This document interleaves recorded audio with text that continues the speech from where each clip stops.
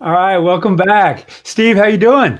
I'm very good. Al, how are you? Hey, I'm doing real well. Thanks for joining us today. I'm excited to hear what you have to say because I mean, obviously, connecting with candidates is a huge challenge for organizations. It's something that, as a candidate, when you're just turn invisible or don't have a good experience that affects how you perceive the organization, whether or not you become a hire or not. So I'm super interested in the Circle Back initiative. And from that, if you would, take it away and I'll join you in about 12, 15 minutes. That work? Great. Yeah, fantastic. All right. Awesome. Well, thanks everyone. Thanks for joining me. Just to introduce myself, so I'm Steve Gard. I'm based in Brisbane, Australia. So it's 9:33 in the morning here for us. I run a company called Talent Rich, so I help organizations with their talent acquisition strategies. But I'm here to talk to you about an initiative I started last year called the Circle Back initiative. So, despite advances in recruitment technology, maturity in recruiting practices, developments in so-called candidate experience strategies, sadly, we're still hearing far too often, I never heard back on my application. I went for an interview and I never heard from them again. So not responding to job applicants is remaining one of the biggest complaints we hear from candidates today. Seek, the leading job board here in Australia, recently conducted a study and discovered 43% of Australian workers have applied for a job but have never heard back from the employer. And not surprisingly, 2 out of 3 of those people who never heard back from the employer felt more negatively towards that company. And over half were unlikely to ever apply for another job there. And most of us have probably experienced this ourselves, applying for roles but receiving nothing but radio silence, or going for an interview to never hear back. I know I have many times, and it's nothing short of demoralizing. An application and recruitment process can often be an emotional and frustrating one. Candidates invest significant amounts of time and energy into improving their CVs, their cover letters, their job applications, and preparing for interviews. They're often jumping through application hoops that as employers we've put in their way to be able to finally click submit or attend an interview. But far too often, this is followed by nothing but silence. Mid last year, I started volunteering with Jobs for Australia, a group of talent acquisition people who gave their time for free to support people who had found themselves unemployed due to the pandemic. We did this by providing advice and guidance on their CVs, on their job searches, and preparing them for interviews.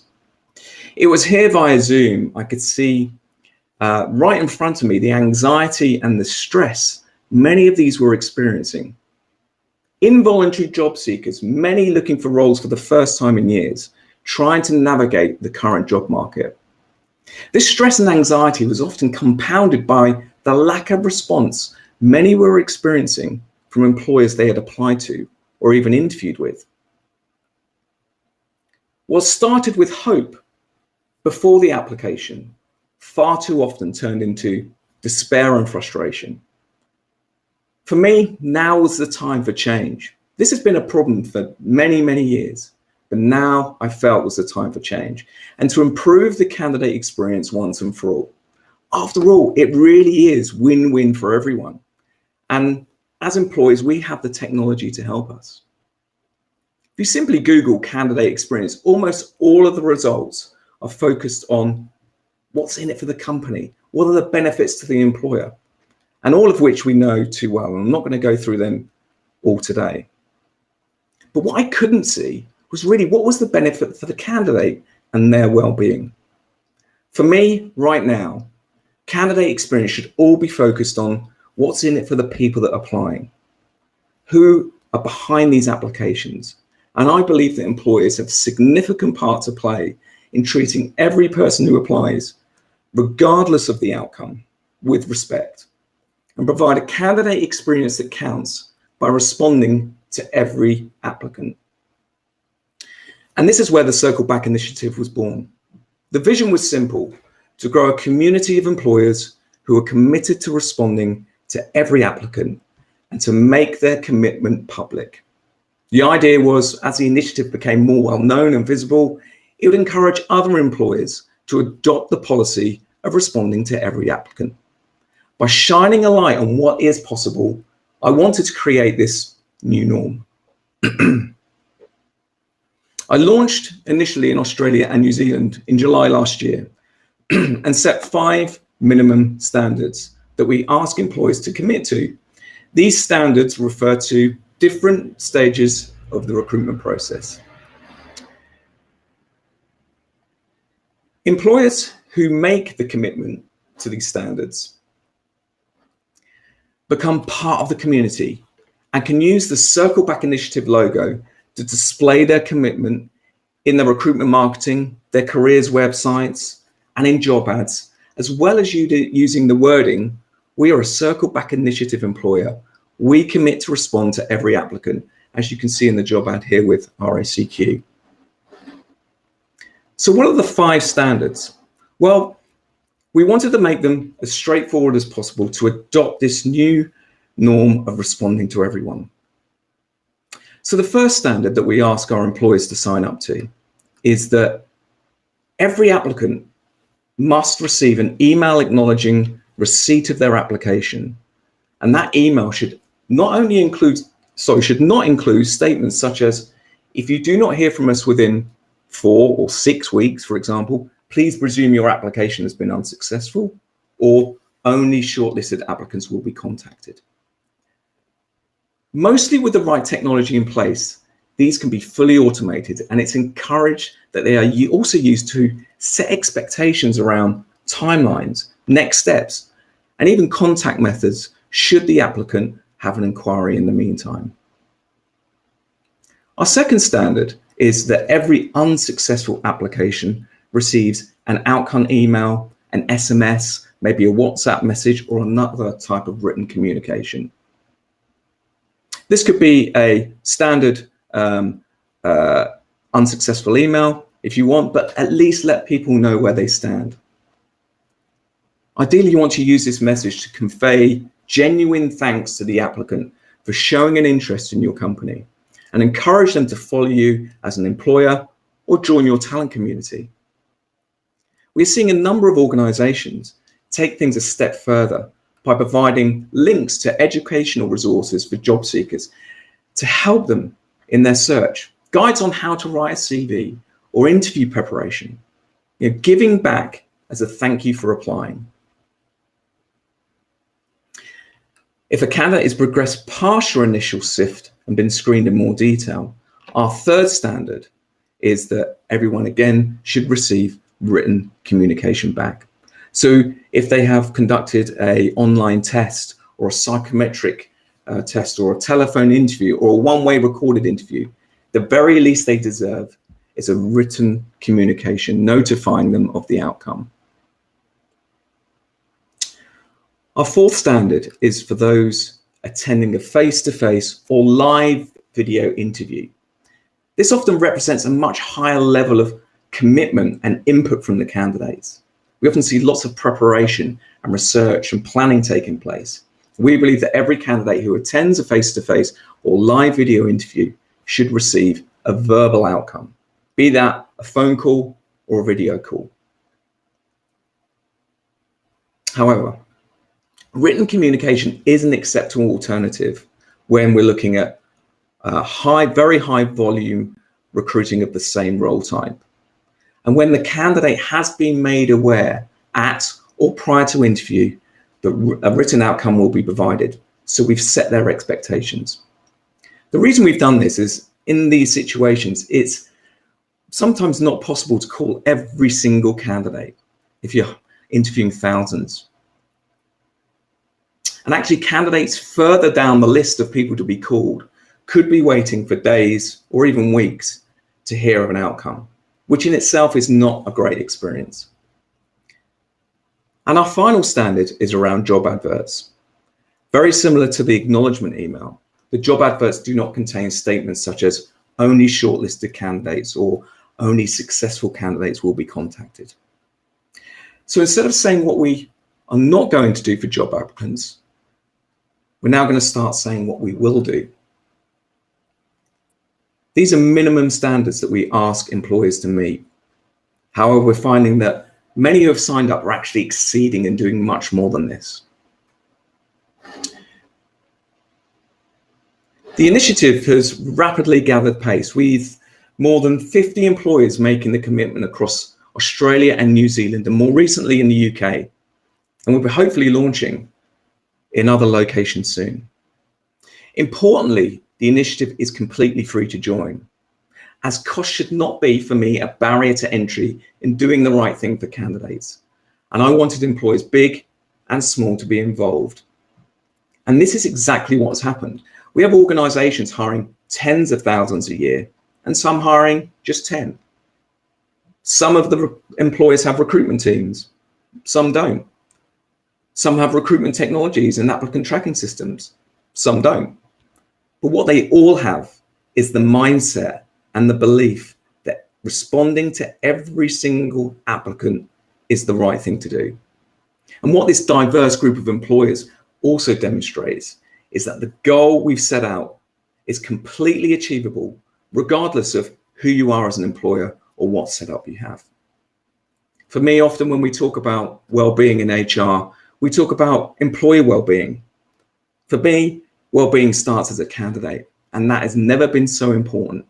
Employers have the opportunity to positively impact the well-being of candidates they don't hire by adopting practices that recognize and respect the person behind the application. By following the 5 standards, you can set your company apart as an employer that not only recognizes there are people behind each application, but it also committed to responding to and each and every one.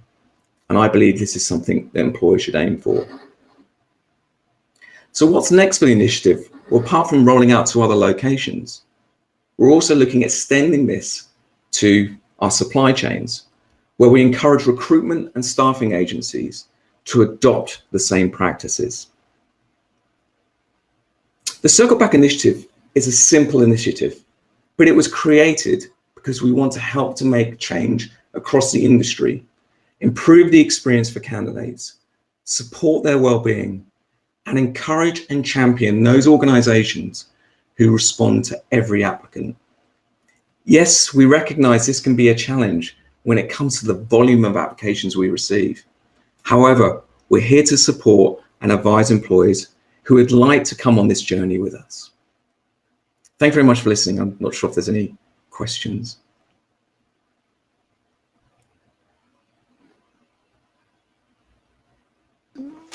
Steve, that's fantastic. I mean, tons of thoughts are coming to mind.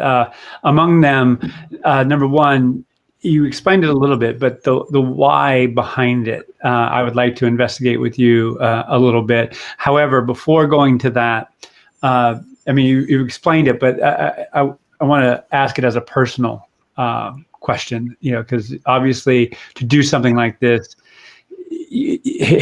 it's not something you, unless you correct me, you wake up in the morning, you know what, I want a bunch more work and I want to influence the world today. It's a pretty, you know, ambitious initiative, and I certainly celebrate it. But before getting to that, is that last comment you made in organizations that have a lot of applicants, it could be daunting. And I'm sure that you've heard, oh, you know, that's just the way the world is. You know, it's not that big of a deal. It's too complex. It's more work. It's too expensive, whatever the case is. But you're highlighting that actually it's not okay.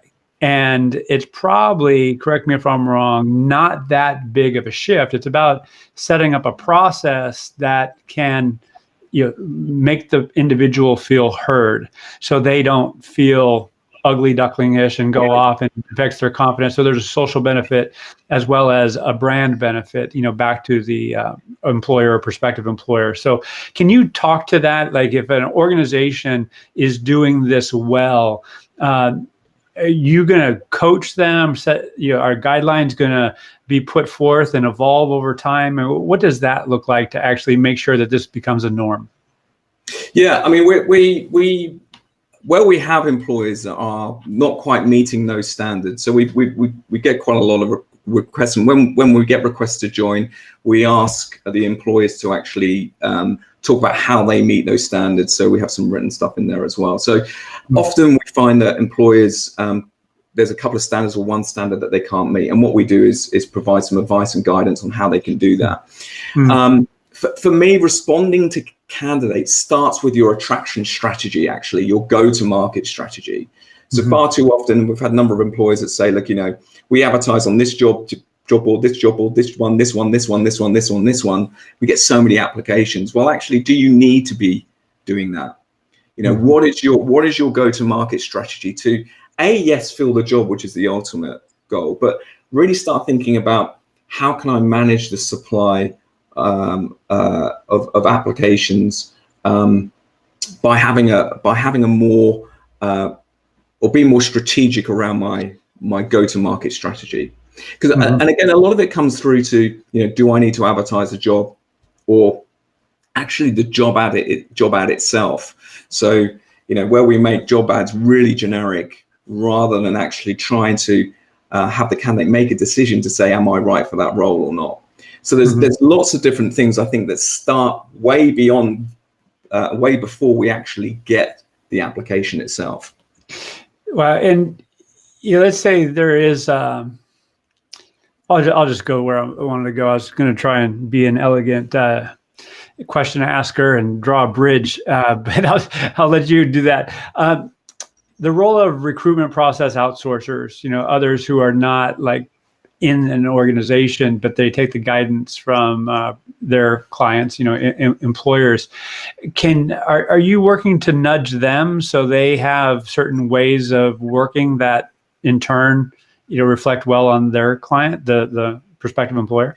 Yeah, absolutely. So we're talking to some RPOs as well, because for me, they're acting on behalf of these employers. So yeah, absolutely. So we're encouraging both the employers to who sign up to influence their supply chain, like I talked about, but also for that supply chain to influence their employers as well. So yeah, absolutely. RPO, we're in conversations with some of them.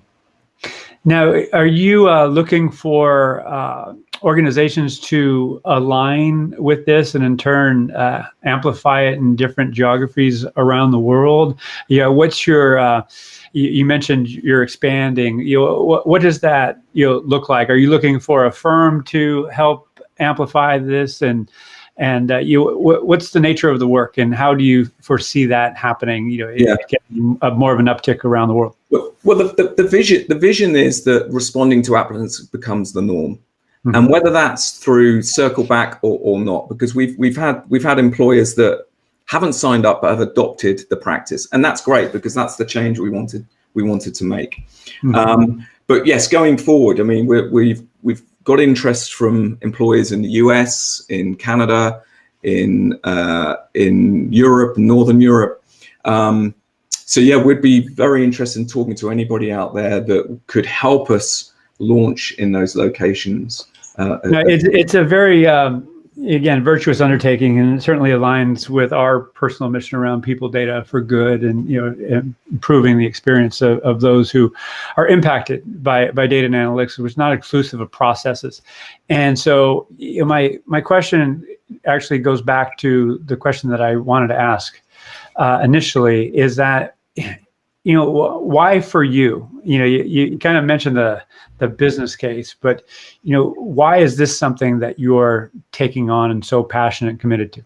Yeah, I mean, I've always believed that candidate experience is one of the, if not the biggest foundation of recruiting. And I've always been extremely passionate about it.